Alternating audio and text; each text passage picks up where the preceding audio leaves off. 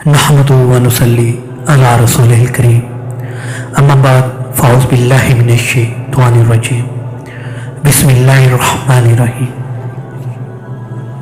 हज़रत उमर बिन ख़त्ताब रज़ी अल्लाह तआला अन्हु ने रोम से लड़ने के लिए एक फ़ौजी दस्ता रवाना किया। उस दस्ते में एक नौजवान साहबी अब्दुल्ला बिन हुज़ाफ़ा बिन कैस अल सहमी रज़ी अल्लाह तआला अन्हु भी थे। मुसलमानों और कैसर की फ़ौज के दरमियान लड़ाई ने तूल पकड़ लिया। कैसर मुसलमानों की बहादुरी और साबित कदमी पर हैरान हुआ और हुक्म दिया कि मुसलमानों का कोई एक जंगी कैदी हो तो उसे हाजिर किया जाए। अब्दुल्ला बिन हुज़ाफ़ा को लाकर हाजिर किया गया, जिनके हाथों और पाँव में हथकड़ियाँ थीं। कैसर ने इनसे बातचीत शुरू की तो उनकी जहानत से हैरान रह गया। दोनों के दरमियान ये मुकालमा हुआ, कैसर नसरानियत कबूल कर ले तो मैं रिहा कर दूंगा। अब्दुल्ला नहीं कबूल करूंगा। कैसर नसरानियत कबूल कर ले, आधी सल्तनत तुम्हें दे दूंगा। अब्दुल्ला नहीं। कैसर नसरानियत कबूल कर ले, आधी सल्तनत दूंगा और तुम्हें हुक्मरानी में भी शरीक करूंगा। अब्दुल्ला नहीं, अल्लाह की कसम, अगर तुम मुझे अपनी पूरी मुमलकत, अपने आबा व अजदाद की मुमलकत, अरबो अजम की हुकूमतें भी दे दो तो मैं तुम्हें पलक झपकने के बराबर भी अपने दीन से मुंह नहीं मोड़ूंगा। कैसर गज़बनाक हुआ और कहा, तुझे कत्ल कर दूंगा। अब्दुल्ला मुझे कत्ल कर दे। कैसर ने हुक्म दिया कि इनको एक सतून पर लटकाकर इनके आसपास तीरों की बारिश की जाए, यानी डराने के लिए। फिर उसको ईसाईयत कबूल करने या मौत को गले लगाने में से एक बात का अख्तियार दिया जाए।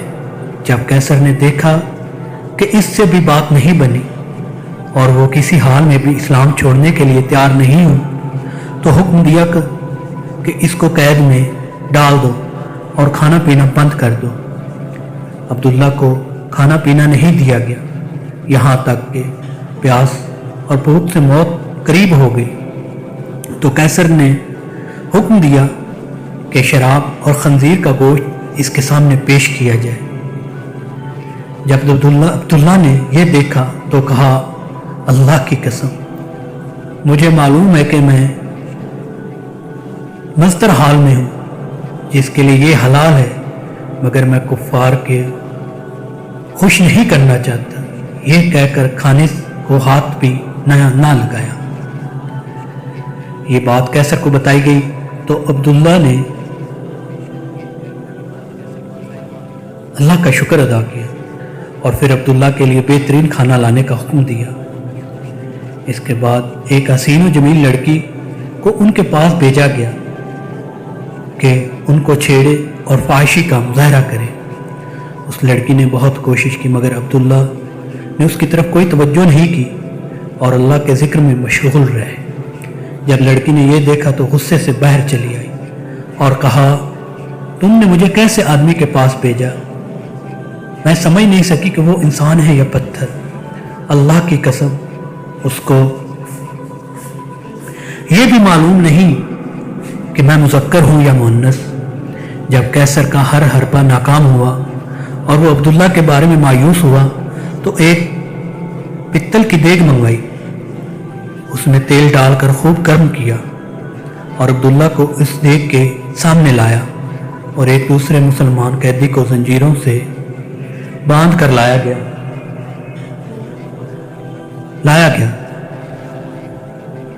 और उनको उठाकर उस उबलते तेल में डाला गया, जिनकी एक चीख निकली और देखते ही देखते उनकी हड्डियां अलग हो गईं और तेल के ऊपर तैरने लगी। अब्दुल्ला ये सारा मंजर देख रहे थे। अब एक बार फिर कैसर अब्दुल्ला की तरफ मुतवज्जो हुआ और नसरानियत कबूल करने और इस्लाम छोड़ने की पेशकश कर दी, मगर अब्दुल्ला ने इनकार कर दिया।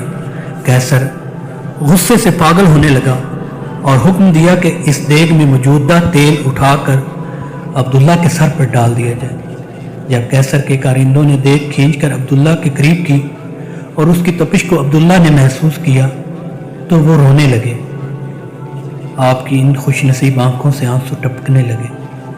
جن آنکھوں میں رسول اللہ علیہ وسلم کا چہرہ انور دیکھا تھا، یہ دیکھ کر قیصر خوشی سے جھومنے لگا اور کہا، عیسائی بن جاؤ، معاف کر دوں گا۔ عبداللہ نے کہا، نہیں قیصر، تو پھر رویا کیوں؟ عبداللہ، اللہ کی قسم میں اس لیے رو رہا ہوں کہ میری ایک ہی جان ہے جو اس دیگ میں ڈالی جائے گی۔ میری یہ تمنا ہے کہ میرے سر کے بالوں کے برابر میری جانیں ہوں اور وہ ایک ایک کر کے اللہ کی راہ میں نکلے۔ یہ سن کر قیصر نے مایوسی کے عالم میں عبداللہ سے کہا، کیا یہ ممکن ہے کہ تم میرے سر کو بوسہ دو اور میں تمہیں رہا کر دوں؟ عبداللہ، اگر میرے ساتھ تمام مسلمان قیدیوں کو رہا کرتے ہو تو میں تیرے سر کو بوسہ دینے کے لیے تیار ہوں۔ قیصر، ٹھیک ہے۔ عبداللہ نے اپنے ساتھ دوسرے مسلمانوں کو رہا کرنے کے لیے اس کافر کے سر کو بوسہ دیا اور سالم مسلمان رہا کرا لیے۔ جب واپس عمر بن خطاب رضی اللہ تعالیٰ عنہ کے پاس پہنچے اور آپ کو واقعہ بتایا گیا تو حضرت عمر رضی اللہ تعالیٰ عنہ نے کہا، عبداللہ بن حذافہ کے سر کو بوسہ دینا ہر مسلمان پر ان کا حق ہے، اور خود اٹھے اور عبداللہ کے سر کو بوسہ دیا۔